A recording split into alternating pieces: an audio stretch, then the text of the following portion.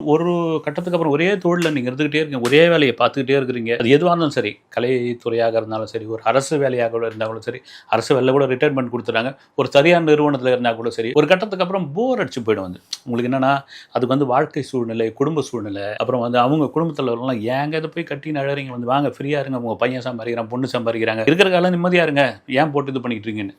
ஆனா இந்த கலைஞர்களுக்கு மட்டும் தான் அதுவும் சினிமா கலைஞர்கள் எல்லாரையும் சொல்லிட முடியாது. விசில் சத்தமும், கைத்தட்டல் சத்தமும், வாழ்கின்ற சத்தமும், அந்த படம் பார்த்து வந்து அவங்க குடுக்குற அந்த குரலும், அப்புறம் வந்து ஆழ்வார்பட்ட ஆண்டவா, தலைவா, சூப்பர் ஸ்டார், தளபதி, அல்டிமேட் இப்படின்னு சொல்ற அந்த வார்த்தைகள் இருக்குல்ல, அதுதான் ஒவ்வொரு கலைஞனுக்குமான ஒரு உற்சாக பானம். அதுல வந்து உங்களுக்கு தொய்வு அதுல சில பேர் தொய்வு ஏற்பட்டதெல்லாம் கூட உண்டு.